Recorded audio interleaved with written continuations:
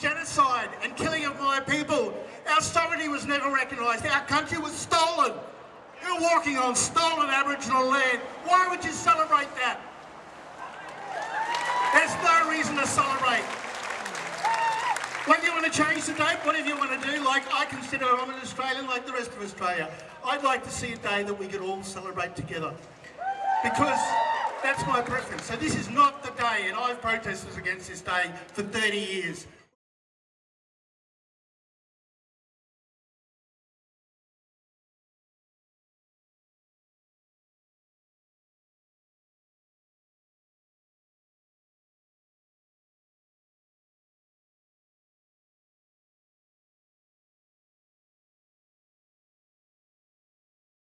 When I say Galadal Nuna, that's hello and welcome in my traditional Waka Waka language. My country begins on the northwestern outskirt of Mianjin. And the colonisers called it Brisbane in Queensland. But it's not the Queensland, it's Murrayland. It's the land of Murrays. It's not the Queensland. I now live in so-called Victoria on Wurundjeri Woiwurrung country in the Mianjin. Same thing happened there. I've come here today to stand in solidarity with the Noongar people from this country and to show you all that we have the same problems First Nations people right across this country, collectively. Stolen land, stolen generations, deaths in custody. Particularly talking about stolen land, we want our land back now. Always was, always will be Aboriginal land. Aboriginal land. Always was, always will be. Aboriginal land. Always was, always will be. Aboriginal land. Always was,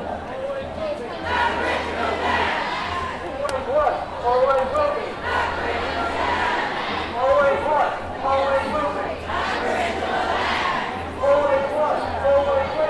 Aboriginal land. Always was, always will be. Aboriginal land. Always was, always will be. Aboriginal land. Always was, always will be. Aboriginal land. Always was, always will be. Aboriginal land. Always was, always will be. Aboriginal land. Always was, always will be. Aboriginal land.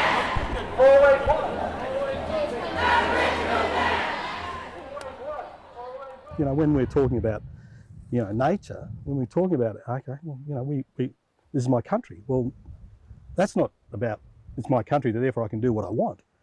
It means, no, that's my country. I have a responsibility to care for it. Because those old fellas who give me the right to be who I am, cared for it for so long. And now it's sick. I guess, you know, and the differences between, you know, some regular person, whether they're farmers or whether they're, you know, landholders and managers and owners, and how they think about their responsibility to manage the land or care for the land. So what does healing country mean? What does it mean to, you know, a traditional owner and a custodian of Boorja here? And what does it mean to a farmer and a landowner? You know, are there differences, and are they different, you know, responsibilities and obligations? Unfortunately, yeah, they are. We have to stand strong in who we are as black people in the face of the colony. We see it every day. Our family are terrorised by the police. Our family die in the health system. Our family die in the prisons. We need to be driving the change across this whole land. We need the government to be looking at new ways of working. We need to rip down these fucked up systems that have killed and oppressed our people forever. We need new ways of working. We need new ways of working. We need our young people to know that they are felt and that they are loved and that they are heard. We need to be driving this change on the ground, and we need to be standing in solidarity with all of our other coloured folks around the world who are experiencing the same genocide and ethnic cleansing. Aboriginal land. Aboriginal land. Always was, always will be. Aboriginal land. Always was, always will be. Aboriginal land. Always was,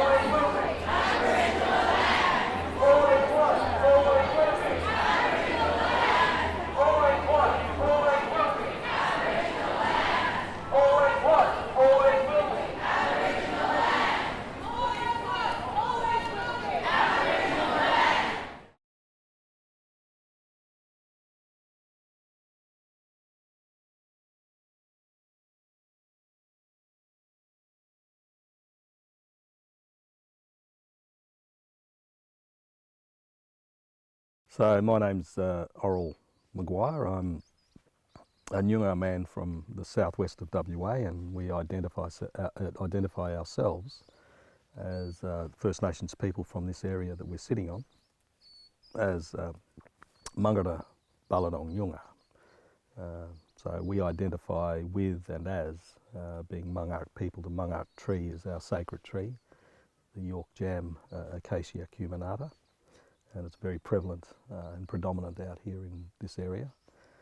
And my people have been here since time began, and we are the first law holders.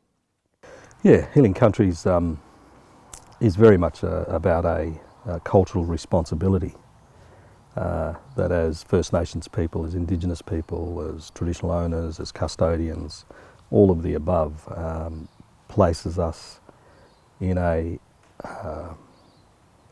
very special position as humans with long established responsibility, obligation and rights. And healing country traditionally, more 190 years ago, our old people that were here, and the same old people as us, weren't practicing healing country practices or land management. They were simply managing natural resources and managing, the resource of land and nature. So healing country is a contemporary practice that's come about because of the extractive nature and the the destructive nature of agriculture and European land management practices and beliefs and philosophies, methodologies even, about the way the land, this land, our land, has been developed, settled, developed, and commercialised or industrialised. So we've done as a country, as a region, as people, collectively living here, we've done a great disservice to the natural elements of the landscape and the environment that we live on here.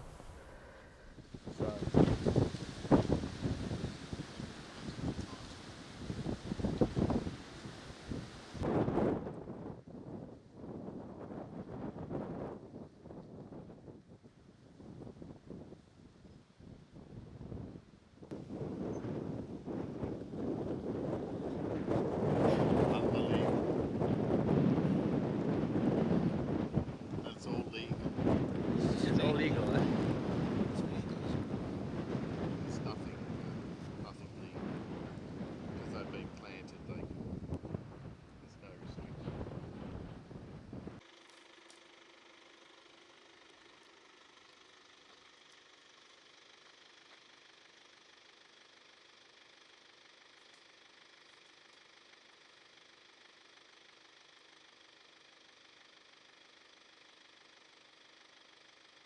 So what are we looking at, Dave? Eucalypt. So these are the seed nuts, Oh yeah. but they have little caps that have fallen off, and that helps you identify which species it is. But I think they've got little conical shaped pointy ones. Mm-hmm. So when I go to look this up later, that'll help me identify which species it is. So that's quite nice with the bark, bronzy coloured bark. Mm-hmm.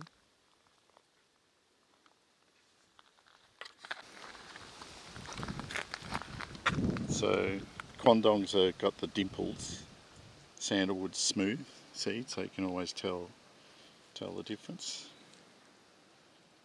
So this is This is a quandong. Kondong.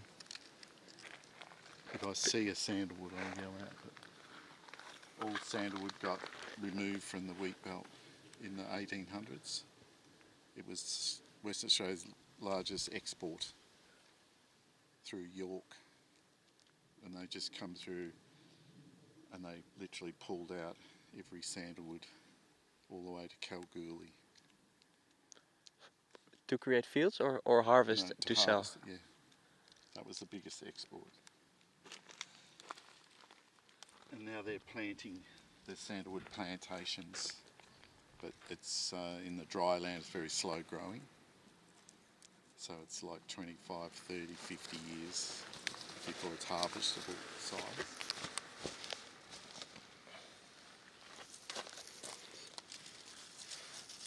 But they are, when they're bright red, scarlet red, when they're on the tree, they do look pretty specky.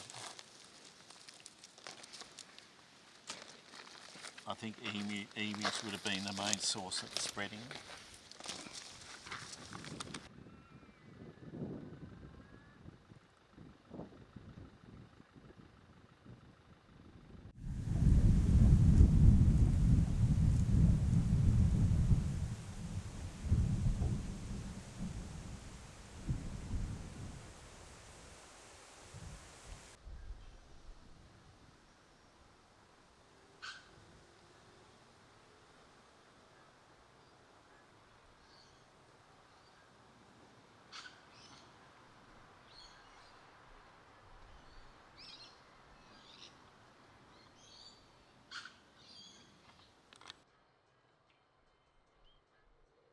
I'm the production manager here at Boola Boornap nursery, situated northern in Western Australia, which is roughly 100 kilometres east of Perth. Well, the main goal of the nursery is to produce seedlings for sale. It's not retail sales, they're more, whatever that word is, for bulk sales. So these go straight to clients who, some of them might plant up to 200,000 seedlings in re-veg projects. I have a background in re-veg projects. I worked for 10 years planting direct seed and seedlings throughout the Wheatbelt, predominantly on degraded farmland as rehabilitation, revegetation projects. So it's good to be on at the start of that with seed collection and growing seedlings, and that because I know where they'll end up getting planted out in the wider landscape. Well, for me, the healing of country being non-Indigenous is degraded land. So it's been cleared, it has been cropped, situation has changed with soil characteristics usually becoming more saline, so it can't be cropped, and it's gradually deteriorating with the salinity encroachment, and that means there's fewer and fewer species that will survive on those areas.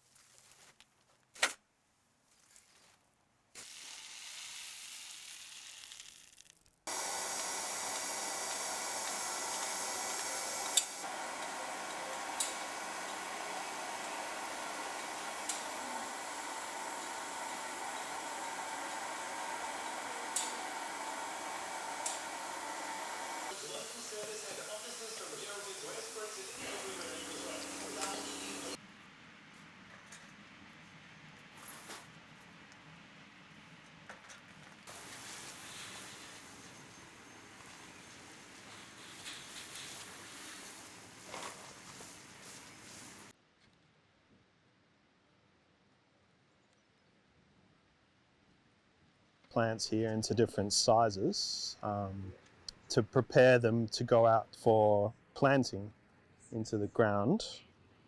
So yeah, basically I'm just making up whole trays. So I'm getting every plant out of the ones that have come from the machine.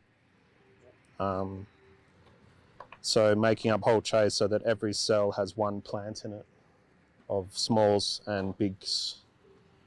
So this is Calothamnus quadrifatus, which is my favourite plant. Yeah. Why is your favorite? I think, well, it looks nice. It's quite a big plant, grows quickly in the toughest conditions it can grow. Yeah, no problems. It's got a nice red flower. Yeah, it's called netbush. You know, local people involved, local Noongar people go out and do these plantings. Planting and then going back and seeing the results of that is one of the best, it's one of the most inspiring things I think people can be a part of. Yeah, like there can be nothing better than seeing land that was just, you know, salt affected, or if it's on the top of the hills, there's wind erosion and it's impossible to farm. So we go in and we plant that area, and then in a few years' time you go back and it's bush.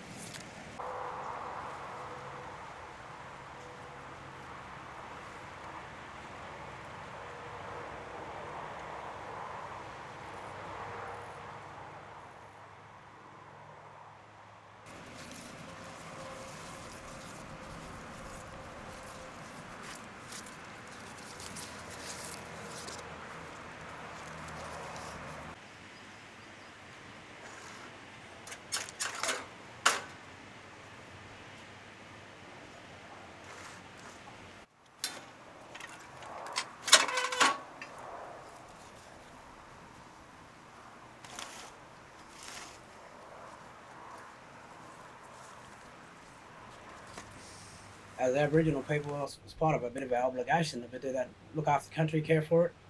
Sort of just like my old dad used to do, sort of thing when he used to do it. And he just told us to do our little bit of part on country by looking after it. Restoring it back to how it was when it first maybe came here. Like you go out today and it's all bare around places, you know? You don't really have much bushes around. It's just all paddock and open country. See a little bit of bushland here, down there, but you just remember one time ago, this old country was, or in WA, our area was full of bushland, you know what I mean, before all this agriculture come in with cropping and all that sort of stuff. Just from seeing old pictures of how the country used to be before the farmlands come through it, yeah. Just take a look at like a lot of the salt lakes and stuff. They have thing with that. They're around the paddocks and stuff. There's no it's been drought, you know, there's no thing for it left, so it just brings up the salt from through the ground. And yeah, most of the time when they had the trees out there was no salt and stuff around for that, you know. It was all, yeah. Now that there's nothing for it there, the big salt lakes are all coming through. No bush or anything for it.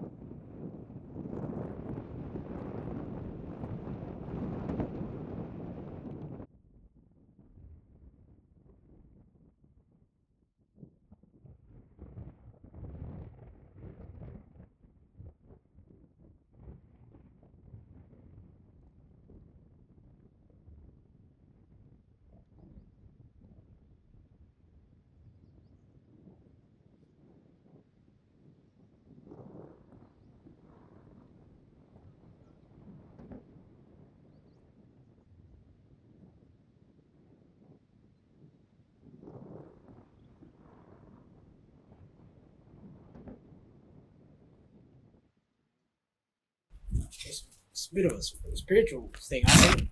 healing country, because that's part of Aboriginal people. That's what we had, was go out to country and learn certain things. And when you don't got bushlands out there, you can't get back on country to do them sort of things, you know, spiritually stuff. Even though we don't have our culture fully going here, but it's always good for Aboriginal people to be back on country, sit around in the bush, listen to the birds, you know, bit of nature, get away from stressful life in the towns, the community. Well, for me, and a lot of people that I know, that's pretty good for that. Sitting around a campfire and just doing natural stuff out in the bush. Mm-hmm. I remember when I first started here, I just thought it was all about just going out planting trees, and there was no benefit of it all, you know. But then 5-6 years down the track, you go back to these certain places that you've done, and it's like, hey, I was a part of that, you know what I mean? One time ago, it was just bare ground, and then all of a sudden you got trees standing 6-7 meters high from little seedlings getting put into the ground. And after you look at that sort of stuff, you find a sense of pride inside yourself as an Aboriginal person. What are you doing for country?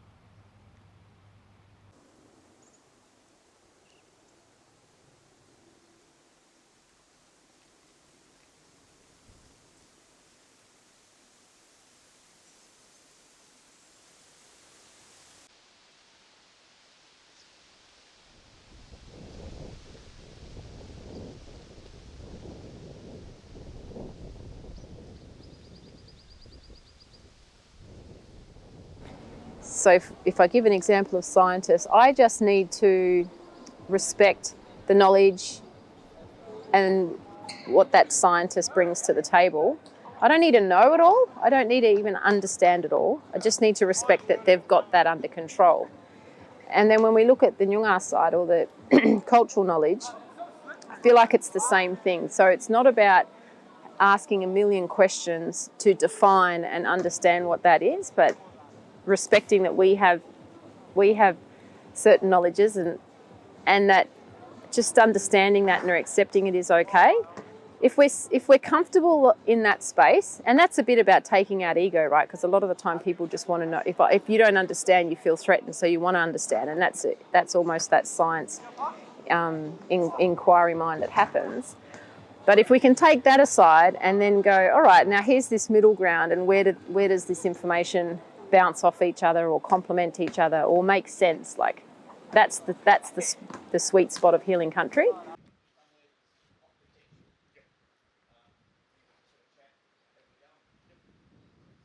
I'm expected as a Noongar man to conform, comply, and contribute, equally to the way things get done, or the way things are. This is how it is. You just need to, step up and do, because the law says, or the policy says that.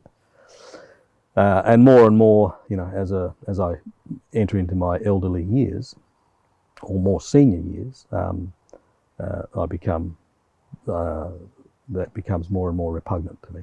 So I don't comply. I comply less than I did 5 years ago, 2 years ago. Especially if I don't feel that I am gaining a level of equity and respect and rights for me to be who I am. Who am I? I'm not Australian. I'm Noongar.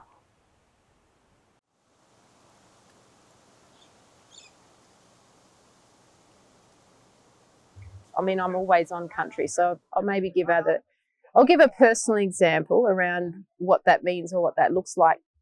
My oldest daughter, who's 19, had just a bit of a rough time last year, and went to see mental health staff, so a psychologist and a psychiatrist. And I remember during her treatment of how they were trying to understand why she was feeling how she was feeling, she said to me, Mum, can you just take me out to Popoz's farm and I'll be right then, and I think it was a beautiful, that's that example is like, she knows that the best thing for her is just to sit out there on Oral's farm, Oral, who's her pop, and her spirit can be strong and her mind can be clear, and then she's able to think about what to do next. But she was feeling so overwhelmed with being in a hospital or being in a doctor's environment where they're asking questions and trying to probe around, or, you know, to diagnose or find out what was wrong with her. I really loved that. For me, that was like such a profound moment, because I like this girl, like I wasn't worried about her after that, because I'm like, she knows what she needs and therefore she's going to be fine. But probably just before that, the day before, I was quite worried about how she was. That's an example involving my own child. There's plenty of examples just like that with young people, that if they just had access to people like us on country or country itself, that they're able to clear that fog that's causing confusion or in their mind or at the time, and be in a better position to know how to make good choices or to do the things that they need to do to make themselves strong. So I like to share that example because I think it's powerful.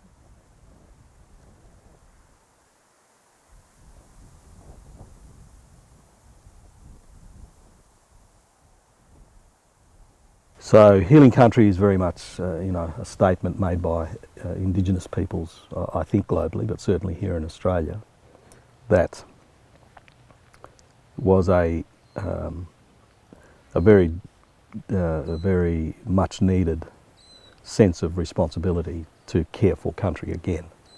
And so bringing us back not only onto the land or into the environment and into the landscape, it was very much about bringing back the spirit of ourselves and our knowledge of our spiritual connection, to start more effective practices of management, land management, that was absolutely aligned to our cultural and spiritual obligation and responsibility. So healing country is a massive concept. Can we heal this land? I think probably not in our existence as humans.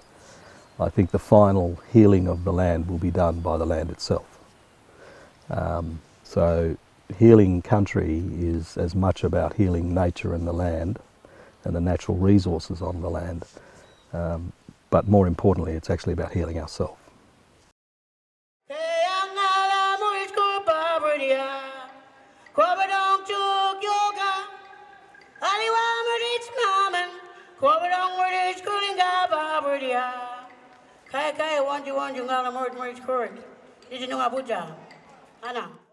Always was, and it always will be my Noongar Land.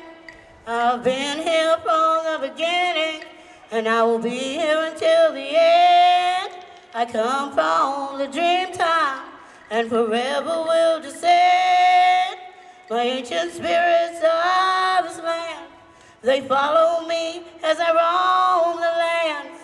I will hold my head up high, for no one could ever be more astray than me. No, no, no, no! I'd like to acknowledge my elders, past, present, and emerging future, and acknowledge that the ground that we are gathering on here today is Wajak Puja, Nijinunga Puja. Always was, always will be.